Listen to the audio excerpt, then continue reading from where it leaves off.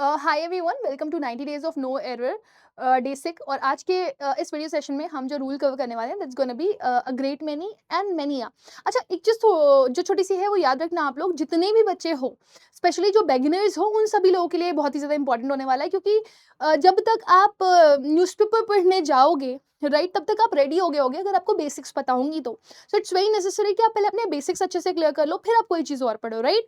तो मेनिया और great many की अगर मैं बात करूं, तो जो मेनिया होता है, इसका मतलब भी होता है बहुत सारा। ग्रेट मेनी का मतलब भी होता है बहुत सारा।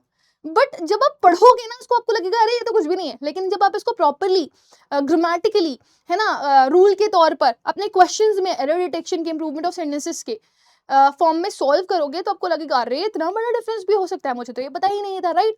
तो ग्रेट मेनी और मेनिया में डिफरेंस क्या होता है? सबसे पहली चीज, जब आप मेनिया यूज करते हो, इसका मतलब बहुत सारा है, लेकिन ये लास्ट वाला पार्ट आप नोटिस करना।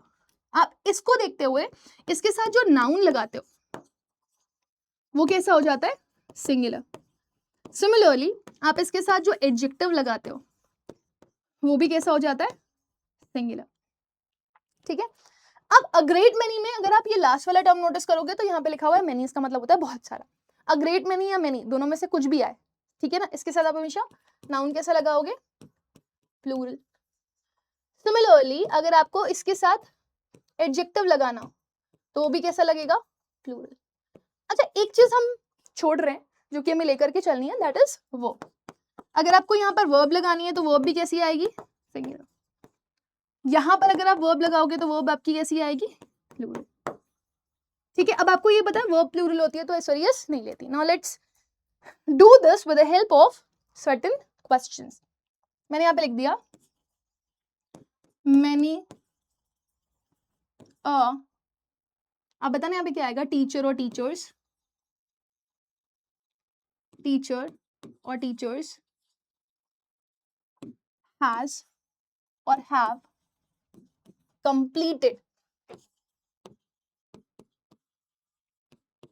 his, her और their work।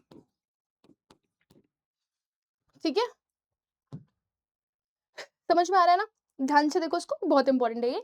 अब यहाँ पे मेनी अ लिखा हुआ है। अब क्योंकि हमने स्ट्रक्चर में ही देख लिया कि मेनी अ लगा हुआ है, तो आगे हिसाब से नाउन सिंगुलर। अब ये वाला तो प्लूरल है, तो यहाँ पे टीचर आ जाएगा। अब नाउन सिंगुलर है तो वर्ब सिंगुलर लगानी पड़ेगी, और वर्ब सिंगुलर होती है तो वो एस और यस लेती है, तो हमने यहाँ पे क्या लगा दिया? अब आपको ये समझना पड़ेगा बेटा कि हिज, हर और देयर में देयर तो प्लूरल है, ये तो किसी भी हाल में नहीं आएगा, राइट। बट अगर आप हिज और हर में देखोगे तो आपको चूज करना पड़ेगा कि आप हर लगाओ कि हिज लगाओ। अब क्योंकि आप टीचर की बात कर रहे हो, टीचर आपका मेल भी हो सकता है, फीमेल भी हो सकता है, और आप भारत में रह रहे हो, इंडिया एक मेल डोमिनेंट कंट्री है, तो आप हमेशा मेल को प्रेफर करते हो, है ना। तो अगर आप हिज और हर की बात करोगे तो मेल प्रेफरेंस की वजह से आप क्या लगाओगे? हिज। समझ आ रही है? क्लियर है ना? तो many a teacher has completed his work will be the correct grammatical structure. Now let's go for another question and let's see the another format. मैंने लिख दिया यहाँ पर a great many। बताओ क्या लिखोगे यहाँ पे आप? गर्ल और गर्ल्स? has और have given। ठीक है, his, her और their test।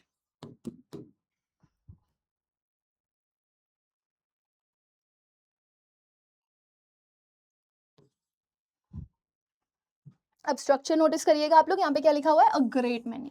और मैनी की वजह से आपका जो नाउन है वो कैसा आएगा? प्लूरल। वर्ब भी कैसी आएगी? प्लूरल।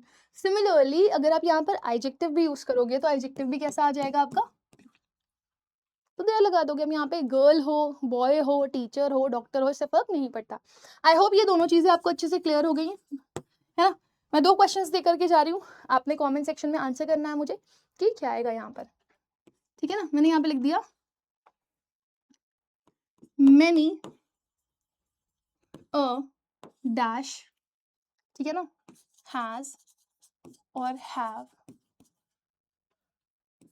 Performed well. फर्स्ट ये हो गया। सेकंड पे आओगे तो यहाँ पे आ जाते अ ग्रेट मैनी, ठीक है ना। अब बताना क्या आएगा, ग्रेट मैनी पायलट और पायलट्स इज और are working for his her और देयर बेनिफिट, अपने फायदे के लिए काम कर रहे हैं, ठीक है। अब आप सोचोगे ब्लैंक में क्या आएगा, तो ब्लैंक के लिए मैं ऑप्शन दे रही हूँ। ब्लैंक में आपको या तो पायलट फिल करना है या तो पायलट्स फिल करना है, चलेगा, कर लोगे, ठीक है। सो इसी के साथ हम आज का सेशन एंड करेंगे।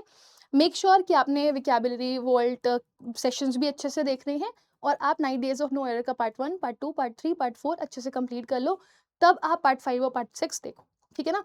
सो विल मीट अगेन, तब तक के लिए bye bye, take care, God bless you all, lots of love.